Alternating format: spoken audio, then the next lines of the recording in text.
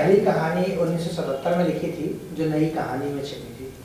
हम ये जानना चाहेंगे कि उस समय जब आप कहानी लिख रहे थे तो आपके मन में क्या था, यानी मैं ये पूछना चाहता उस कहानी के पीछे की कहानी, वो कैसी कहानी थी और कैसा किरदार था और आपने कैसे लिया और आपके मन में क्या डर था कि कहानी बनेगी या नहीं बनेगी, क्योंकि हमारे अधिकांश प्रतिभागी जो है वो पहली दूसरी कहानी के आसपास हैं, तो वो क्या डर क्या आप जैसे लेखक को भी था उस समय? कैसे होगी?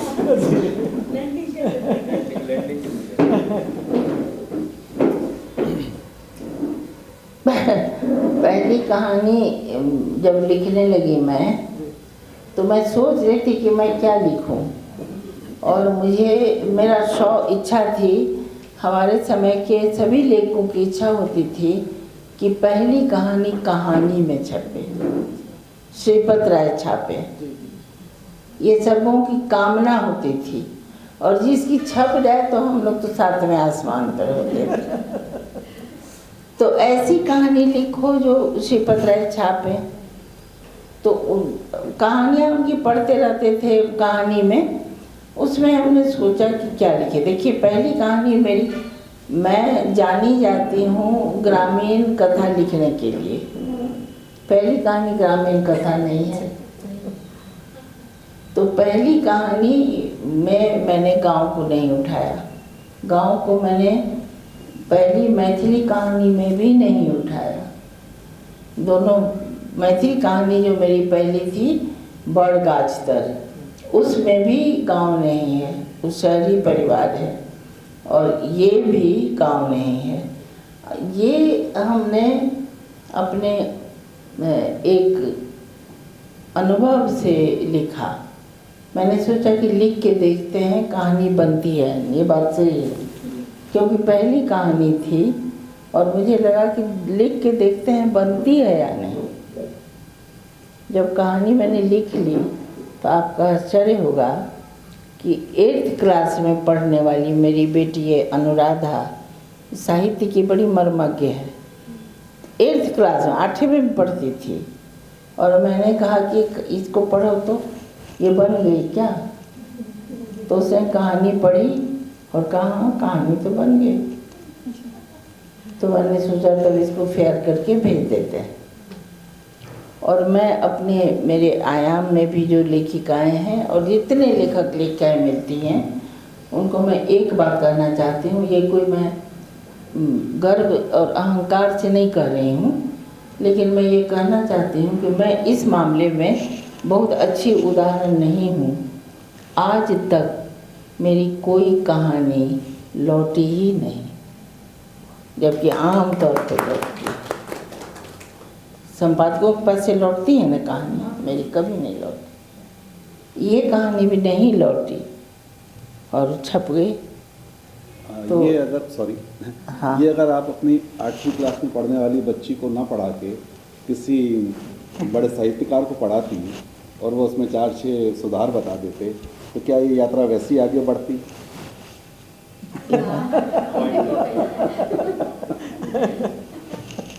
अब हमारा बड़ा व्यक्ति कौन था जो पढ़ सकता था? वो था बाबा नागार्जुन थे, तो उनको पढ़ाने की हिम्मत मैं नहीं कर सकती थी। और दूसरे साहित्य के अति मर्मज्ञ हमारे पतिदेव थे, उनको भी मैं बिल्कुल नहीं पढ़ाने की हिम्मत करती, कभी नहीं। इसीलिए मैंने अपनी बच्ची को पढ़ाया। बच्चे जो हैं, जो साहित्य थोड़ा बहुत समझते हैं, वो कहानी पढ़ा तो समझते हैं। इसीलिए मैंने कहा ना, अच्छा उसने ओके कर दिया और श्रीपत राय ने भी ओके कर दिया। ये तो बात हुई। तो हाँ, ये बात सही कर रहे हैं, बता देता, वो बता सकता था।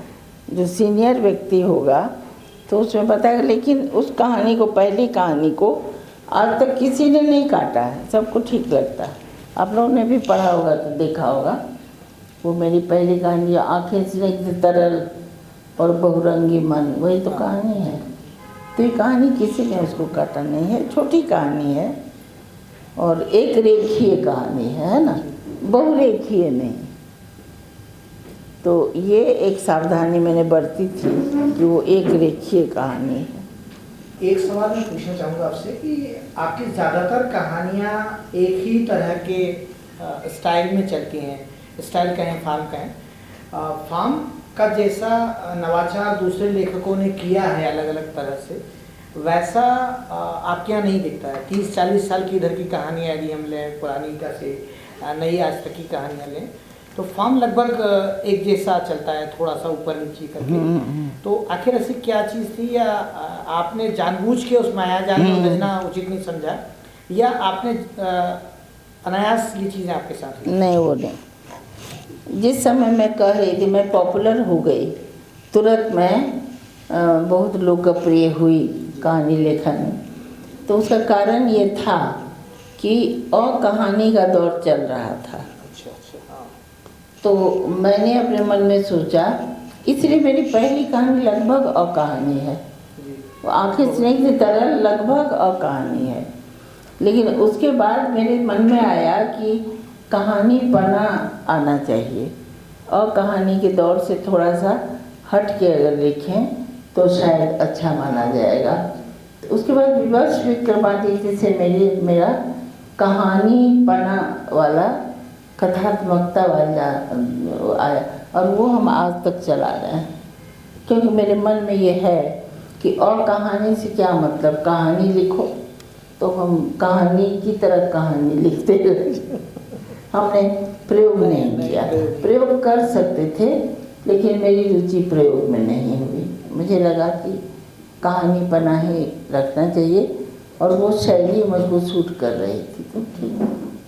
विमर्श में भी ये बात रही कि कहानी की यात्रा में किस्सा कोई अब पीछे छूट गई, उससे आगे कहानी बहुत तो आगे हमारी किस्सा गोई है। हाँ, कहानी बहुत आगे निकल गई। तो अब ये बड़ा कंफ्यूजन है कि जब तक किस्सा गोई नहीं होगी, हमें लगता है जब तक कहानी नहीं बनेगी, और वो आगे निकल गई तो किस दिशा में गई, और क्या पाठक छूटा नहीं है? किस्सा गोई जैसे छूटी कहानी से, पाठक कहानी से दूर हुआ।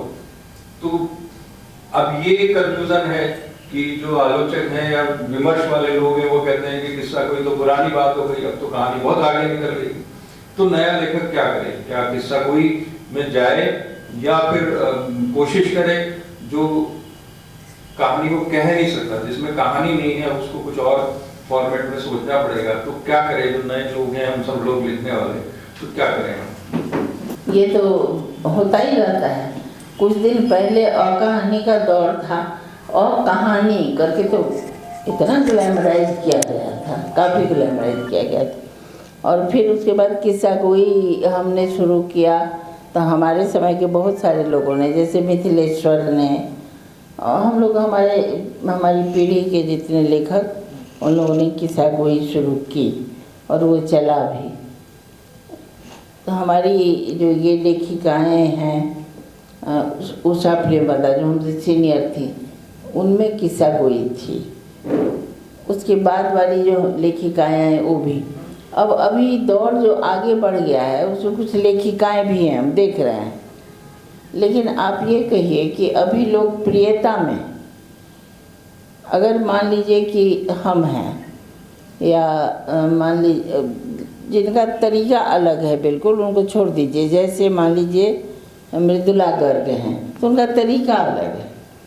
लेकिन हम हैं, चाहे चित्रा मुद्गल हैं, सब किस्सा गोई वाले लोग हैं। हम लोग नासिरा शर्मा हैं, किस्सा गोई वाली हैं। मैत्रेयी पुष्पा हैं, किस्सा गोई वाली हैं। तो हम लोग इतने लोग जो हैं, हम लोग सब ज़्यादा कोई कम लोकप्रिय हैं जो इसीलिए अब अभी जो लड़कियां लिख रही हैं उसमें 2-3 लड़कियां हैं जो कुछ प्रयोग कर रही हैं। लेकिन उन प्रयोगों से ज़्यादा हमको ठीक लग रहा है जो किस्सा गोई कर रही हैं। जैसे मान लीजिए गीता श्री किस्सा गोई कर रही है, मनीषा कौशिक किस्सा गोई कर रही है। तो इस तरह से जो लड़कियां लिख रही हैं, किस्सा गोई जिनका है, वो ज़्यादा लोकप्रिय हमको लग रहे हैं। और जो किस्सा गोई जिनका नहीं है, वो अभी तो लोग समझने में लगा है कि है क्या, आगे बढ़ गया है, ये हो गया है, वो हो गया। तो वही ना हमने कहा कि हिंदी साहित्य वाले ही जाने।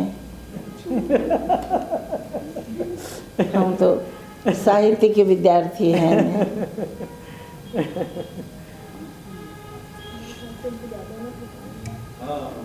आपने जब लिखना शुरू किया था, चूंकि अभी थोड़ी देर पहले हमने स्त्री विमर्श की बात की और अभी भी बात महिला लेखिकाओं की हो रही है, तो जब आपने लिखना शुरू किया था तो उस वक्त इतनी महिला लेखिकाएं नहीं थी जितनी आज हैं। तो आज महिला लेखिकाओं की संख्या एकदम जो बड़ी है, इसके पीछे कारण कोई सायास है, अनायास है, या ये कोई प्रतिक्रिया है जो हमने कहा? तो पहले पढ़ी लिखी लड़कियां नहीं, स्त्रियां थी नहीं, कम पढ़ी लिखी थी। जैसे हमारे समय में अगर हमारे क्लास में सीट 100 होता था तो वहाँ पर 100 भरता ही नहीं था। इतनी स्त्रियां आती नहीं थी पढ़ने को, हायर एजुकेशन बिल्कुल ही नहीं था। और धीरे धीरे बढ़ा है, तो शिक्षा बढ़ी है, तो फिर लोग लिखा। मैं खुद ही कह रही हूँ कि जिस क्षेत्र की कहानी मैं लिख रही हूँ, जिस दिन उस क्षेत्र की कोई लड़की कहानी लिखेगी, वो दिन मेरे लिए बड़ा सौभाग्यशाली होगा। इसी तरह इतनी सारी जो स्त्रियां अब पढ़ लिख रही हैं, पढ़ रही हैं। मेरी खुद एक भौजाई थी जो पढ़ी लिखी बहुत कम लिखती पढ़ती थी, तो उन्होंने रेडियो में मेरी कहानी सुनी। रेडियो में तो सब सुनता है, गांव में सुनता था, तो रेडियो में मेरी कहानी सुनी और उन्होंने कभी मुलाकात मुझसे हुई तो मुझसे कहा कि ऐसी कहानी तो मेरे मन में भी आती है। इसका मतलब कहानी आती तो थी मन में, लिखना पढ़ना नहीं जानती थी। अब जब लड़कियां जानती हैं तो लिख रही हैं, इसमें कोई बहुत आश्चर्य का विषय नहीं है। और धीरे धीरे जो सारी लड़कियां जो आपको बर्तन भी मांजती है और स्कूल जाती है, कॉलेज जाती है, पढ़ रही है, वो भी लिखेगी। आज नहीं तो कल लिखेगी, क्योंकि लिखने का मन करेगा तो लिखेगी, अपनी बात कहेगी। इसीलिए शिक्षा का प्रचार प्रसार हुआ तो लड़कियां ज़्यादा लिख रही हैं। और साहित्य और कला स्त्रियों के लिए ही तो है। ये आप गौर कीजिए कि जब हजारों हजार साल तक कोई लिखाई पढ़ाई नहीं चल रहा था, तो स्त्रियों ने ही कला और साहित्य को रिप्रेजेंट करके रखा, दीवारों पर चित्र बनाकर और गाना गा के, लोकगीत गा के, तब फिर कथा। आपने बहुत अच्छे सवालों के जवाब दिए और लगभग दोस्तों हमारा समय पूरा होने को है। मैं आपसे एक आखिरी सवाल करना चाहूँगा हमारे कहानी का के प्रतिभागियों की तरफ से। देवास में अभी लगभग 10 से 15 लोग नए कहानी की तरफ आए हैं, जो अभी कहानियाँ लिखना शुरू कर रहे हैं या कुछ कहानियाँ लिखी है, कुछ कहानियाँ लिख रहे हैं, कुछ कहानियाँ लिखने का सोच रहे हैं। इस तरह जो एक नई पीढ़ी तैयार हो रही है कहानी की देवास में, उनके लिए क्या सूत्र के रूप में आप कहना चाहेंगे और उन्हें क्या आशीर्वचन के रूप में आप कहेंगे?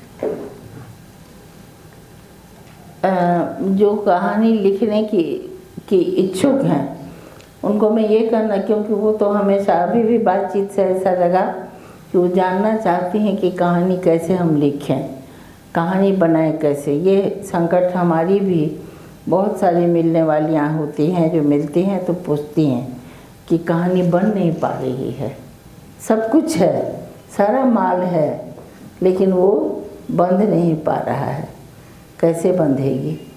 तो इसको बांधने का तरीका जानने के लिए कहानियाँ पढ़िए, और कहानियाँ सिर्फ हिंदी की मत पढ़िए, अनुदित कहानियाँ भी पढ़िए, बांग्ला की पढ़िए, दक्षिण भारत की पढ़िए, विदेशों की पढ़िए, रशिया की कहानी, ईरान की कहानी और लातीन अमेरिका कितनी कहानियाँ आती हैं। तो अगर हर तरह की कहानी पढ़ने से आपको लगेगा बिल्कुल एक जैसा, बिल्कुल एक तरह, तो उस तरह से आप कहानी बांधना जान जाएंगी। इसीलिए किसी भी चीज़ को लिखने से पहले पढ़ना सीखना चाहिए, है ना। पढ़ लीजिएगा तो फिर लिख भी पाएंगे। ठीक। तो साथियों, सबसे बड़ी जो बात निकल के आई है, पढ़ना पड़ेगा, बिना पढ़े उद्धार नहीं है, और बिना पढ़े आप कोई भी रचना नहीं लिख सकेंगे। इसलिए बहुत महत्वपूर्ण है कि हम सब पढ़ें और पढ़ते हुए आगे बढ़ें। हम सब के पास किताबें खूब सारी हैं, देवास में खूब सारी किताबें हैं, लाइब्रेरीज हैं हमारे पास, आप सब उनका इस्तेमाल करें और आपसे पढ़ें। मैं उषा किरण खान जी का इस सत्र के लिए आभार व्यक्त करूंगा कि हमारे इस सत्र के समापन के पहले जी इसका सार तब होगा जब हम ये तय कर देंगे कि अगले 2 महीने जी हम सिर्फ पढ़ने में लगाएं। बिल्कुल बिल्कुल, ये एक बहुत बड़ी बात होगी। ये शायद इस कार्यक्रम की बड़ी सार्थकता भी होगी जो आपका कि हम सब संकल्प लें कि आपने जो बात कही और आपने जो सूत्र दिया है उस सूत्र को हम सिर्फ ऊपर ऊपर नहीं माने बल्कि पढ़ना शुरू करें आज से, और अगले 2 महीने तक हम कम से कम 10 कहानी संग्रह अच्छे लेखकों के पढ़ने की 10 कहानी संग्रह तो बहुत हो जाएंगे। मैं तो 25 बोलने जा रहा था, आपने 10 करवा दिया। 25 कहानियाँ संग्रह 2 नहीं। महीने में 25 कहानियाँ। चलिए, आपने सरल कोर्स कर दिया, मैं थोड़ा सा कोर्स को जटिल कर रहा था, आपने सरल करवा दिया। तो कम से कम 25 कहानियां पढ़ें, लेकिन 25 कहानियां मार्के की कहानियां पढ़ें, आप अच्छे लोग पढ़ने की तरह पढ़ें और पढ़ने की तरह पढ़ें कि उससे हम सीखें। सिर्फ पढ़ने के लिए नहीं पढ़ना है कि इसमें इस बात को कैसे कहा गया है, क्या चीजें, कैसे संवाद कहे गए हैं, इसमें भाषा कैसे इस्तेमाल की गई है, शैली कैसे इस्तेमाल की। जब हम इस तरह कहानी को पढ़ना शुरू करेंगे तो शायद हम कहानी से सीखना भी शुरू करेंगे। कहानी को सिर्फ पढ़ना नहीं है बल्कि उसको सीखने की जरूरत है, और ये आज हमारे लिए सबसे ज्यादा जरूरी है, हम सबके लिए। तो उषा किरण खान जी का बहुत बहुत धन्यवाद। उन्होंने बहुत सारे सवालों के जवाब दिए और बहुत सूत्र रूप में दिए, बहुत अच्छे रूप में दिए।